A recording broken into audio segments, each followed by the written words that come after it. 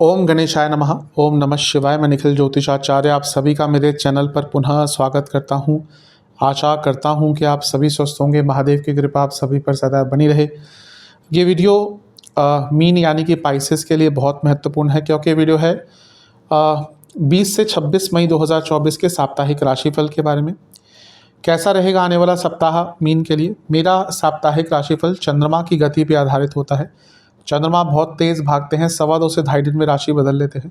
तो बहुत स्वाभाविक है कि पूरे हफ्ते में जो 7 दिन का होता है वो अलग अलग भावों में रहेंगे, अलग अलग राशियों में रहेंगे, अलग अलग ग्रहों के साथ युति योग दृष्टि संबंध बनाएंगे। तो इन सब चीज़ों का क्या प्रभाव आपके जीवन पर पड़ सकता है, यही आधार मेरे साप्ताहिक राशिफल का रहता है।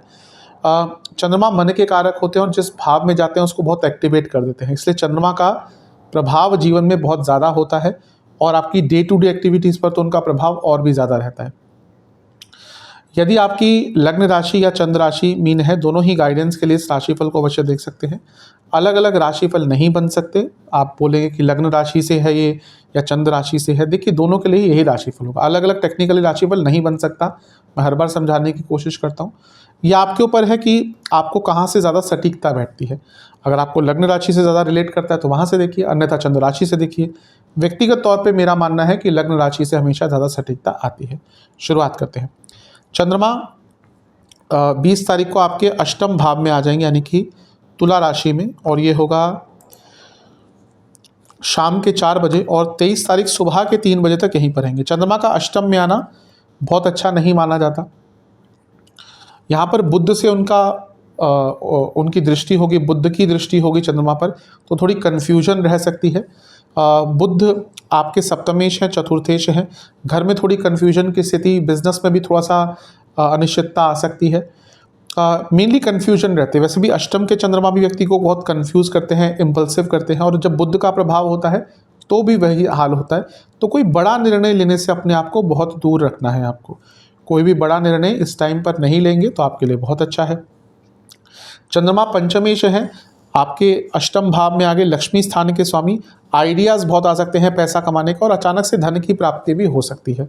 यहाँ पर मंगल की दृष्टि भी है, और मंगल आपके धनेश हैं, भाग्येश हैं, यानी कि धन प्राप्त अचानक से बड़ी मात्रा में हो सकता है। रुका हुआ पैसा आ सकता है, लेकिन वाणी पर नियंत्रण बहुत रखिएगा, क्योंकि बुध और चंद्र का समसप्तक योग वाणी की चपलता को बढ़ाता है, और कुछ भी बोल देंगे जो अर्थहीन भी हो सकता है या बुरा अर्थ भी जिसका निकल सकता है, और उसका बुरा प्रभाव पड़ सकता है।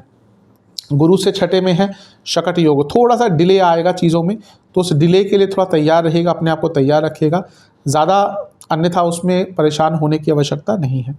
नवांश कुंडली कह रही है अपने मानसिक स्थिति का यहाँ पर ध्यान देना है। दशमांश कुंडली के अनुसार करियर में कुछ डिले हो सकते हैं, उसके लिए तैयार रहिएगा। कोई कार्यों में बाधाएं भी आ सकती हैं। बिजनेस में क्रिएटिविटी बहुत दिख रही है, नए आइडियाज़ दिख रहे हैं, धन आता हुआ दिख रहा है। जहाँ तक लव लाइफ की बात है, जल्दबाजी से अगर बच गए तो बहुत अच्छा है, नहीं बच पाए तो प्रॉब्लम्स अवश्य आएंगी। जहाँ तक वैवाहिक जीवन की बात है, गलतियाँ या कमियाँ अपने लाइफ पार्टनर की मत निकालिएगा, उसका बहुत बुरा प्रभाव पड़ेगा। स्टूडेंट्स के लिए एक अकेलेपन सा दिख रहा है हफ्ते का अंतिम भाग। ऐसा लग रहा है कि शायद आप बहुत परेशान हैं, या फिर कोई व्यथा है जो आप किसी को सुना नहीं पा रहे, उसका बुरा प्रभाव आपके जीवन पर रहेगा। जहाँ तक सेहत की बात है, गले के रोग, पेट के रोग, इन्फेक्शन तंग करेंगे। सर्वाष्टक में आपका लग्न भावी अत्यंत बली है, यानी कि हफ्ते के शुरुआती भाग में कोई इंपॉर्टेंट कार्य पूर्ण हो सकता है। 23 तारीख को चंद्रमा सुबह के 3 बजे आपके नवम भाव में आ जाएंगे, यानी कि वृश्चिक में, और सप्ताह के 25 तारीख तक या 25 तारीख के 11 बजे तक सुबह के यहीं पर रहेंगे। नवम भाव के चंद्रमा अच्छा प्रभाव देते हैं आपके लिए। त्रिकोणेश भी हैं, तो त्रिकोण में जाकर लक्ष्मी योग बनाएंगे, भाग्य योग बनाएंगे, धन योग बनाएंगे, बहुत अच्छा है। लेकिन नीच के चंद्रमा है, तो घर के बड़ों से बात करते हुए थोड़ा केयरफुल रहेगा, धार्मिक चीज़ों से डील करते हुए थोड़ा सा केयरफुल रहेगा, और सरकारी कार्यों में भी थोड़ा सा केयरफुल रहेगा, अदरवाइज थोड़ी प्रॉब्लम हो सकती है। नीच के चंद्रमा बहुत पैसा देते हैं। नीच का ग्रह बहुत क्या पैसा देता है आज के टाइम में, स्पेशली अगर कुछ भावों में, उनमें से एक नवम भाव भी होता है। लेकिन यहाँ पे भी क्योंकि केंद्रुम योग में है, तो एक व्याकुलता सी बनी रहेगी। सब कुछ अच्छा भी चल रहा होगा, फिर भी एक व्याकुलता रहेगी। हाँ, सूर्य की दृष्टि है, तो ये पूर्णिमा योग भी है, तो ये चंद्रमा की सेंसिटिविटी को बढ़ाएगा। घर में कोई धार्मिक अनुष्ठान करने के योग बहुत अच्छे हैं, धर्म की या धार्मिक जगहों पर जाने का अवसर बहुत मिलेगा।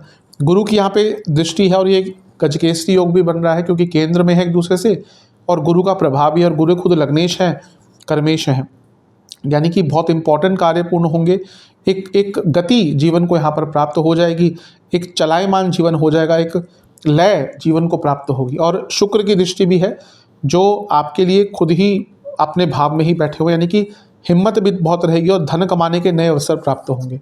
तो समय आपका बहुत अच्छा दिख रहा है। शनि की दृष्टि भी है, इससे थोड़ा सा बच के रहेगा क्योंकि पुरानी बातें याद आ जाएंगी या फिर बेफिजूल की चीज़ों में अपना टाइम वेस्ट करेंगे, इसके कारण थोड़ा सा प्रॉब्लम्स हो सकती है। अदरवाइज समय बहुत अच्छा है।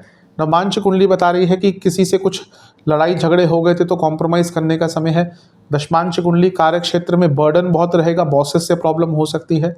बिजनेस की जहाँ तक बात है, थोड़ा सा अपने ऊपर ट्रस्ट कीजिए और आगे बढ़िए। अभी बहुत तैयारी आप कर चुके हैं, आगे बढ़ने का टाइम है। जहाँ तक लव लाइफ की बात है, दृष्टिकोण बदलिए, दृष्टि बदलिए, सब कुछ बदल जाएगा। आपका दृष्टिकोण ही थोड़ा सा गलत है, कई प्रॉब्लम्स खुद ही बना रहे हैं, इस पर विचार कीजिएगा। वैवाहिक जीवन, अपने लाइफ पार्टनर पे टाइम दीजिए, उनको समझने का प्रयास कीजिए, उनको स्पेशल फील कराइएगा। यहाँ पर जहाँ तक स्टूडेंट्स की बात है, संगत बहुत खराब संगत में है, शायद अपनी संगत को बदल लीजिए वरना संगत आपको बदल देगी। जहाँ तक सेहत की बात है, जोड़ों का दर्द, लिवर की प्रॉब्लम, हड्डियों के रोग, सर्वाष्टक सप्तम भाव बली है। बिजनेस में अचानक से कुछ बहुत अच्छा करने का अवसर प्राप्त होगा। 25 तारीख सुबह के 11 बजे चंद्रमा आ जाएंगे आपके 10वें भाव में। ये होगा 25 तारीख सुबह के 11 बजे और सप्ताहांत तक यहीं पर रहेंगे। 10वें भाव के चंद्रमा अच्छा ही प्रभाव देते हैं, पंचमेश है, यहाँ पे राजयोग बनेगा तो करियर में आगे बढ़ने का अवसर मिलेगा। समय अच्छा है, थोड़ी सी व्याकुलता रहेगी क्योंकि धनु राशि के चंद्रमा है, एंग्जाइटी बढ़ती है। कार्य क्षेत्र में और पर्सनल लाइफ में थोड़ी सी एंग्जाइटी बढ़ेगी, अनिश्चितता बढ़ेगी, अविश्वास उत्पन्न हो सकता है, उस पर थोड़ा सा ध्यान दीजिएगा। गुरु से अष्टम में आ गए तो ये भी एक शकट योग बन गया पुनः, जैसा हफ्ते के शुरुआती भाग में बना था। तो थोड़े से कार्य डिले होंगे, पोस्टपोन होंगे, अटकेंगे, तो उसके लिए तैयार अपने आप को रखिएगा। कर्मठता का टाइम है, कार्य करने का टाइम है, यहाँ पे कुछ कार्यों को डिले मत कीजिएगा, अन्यथा थोड़ा बुरा प्रभाव पड़ सकता है। जहाँ तक नवमांश कुंडली बता रही है, चीज़ें थोड़ी सी स्लो ही रहेंगी, इसलिए ठीक है। कभी कभी ऐसा टाइम आता है जब चीज़ें हमारे हिसाब से नहीं जाती, वैसा ही समय रहेगा। दशमांश कुंडली बता रही है कि कार्य क्षेत्र में थोड़ा सा समझने के प्रयास कीजिए चीज़ों को, एक अंडरस्टैंडिंग सब्जेक्ट्स का जो भी आपका एरिया उसमें बढ़ाइए। बिजनेस के हिसाब से बहुत प्रेशर रहेगा वर्क का, ठीक समय है लेकिन वर्क प्रेशर ज़्यादा रहेगा। लव लाइफ अच्छा टाइम है, इवन नया रिलेशनशिप स्टार्ट हो सकता है। वैवाहिक जीवन शांत रहिएगा और एक्सपेक्टेशन ज़्यादा मत रखिएगा अपने लाइफ पार्टनर से इस टाइम पे। स्टूडेंट्स की जहाँ तक बात है, मैच्योरिटी की कमी दिख रही है, यहाँ पे थोड़ा मैच्योरिटी के साथ चीज़ों को हैंडल करना पड़ेगा। समय ठीक है। सेहत, कफ रोग, गले के रोग, छाती से संबंधित रोग और लोअर बैक में दर्द रहेगा। जिनको कोई किडनी का इशू है उनकी दिक्कत परेशानी बढ़ सकती है। सर्वाष्टक में आपका 10वां स्थानीय बली, कोई बहुत इंपॉर्टेंट कार्य आपके हफ्ते के अंत में पूर्ण हो सकते हैं। उपाय के स्वरूप में आपको शिव चालीसा का 2 बार पाठ करना है और एक घी का दिया महादेव को अर्पण करना है। आशा करता हूँ आने वाला सप्ताह आपका अच्छा जाएगा और ये वीडियो आपको पसंद आएगा। चैनल पे नए हैं, सब्सक्राइब कर लीजिए, वीडियो को लाइक कर लीजिए। मिलता हूँ अगली वीडियो में, तब तक के लिए ओम नमः शिवाय।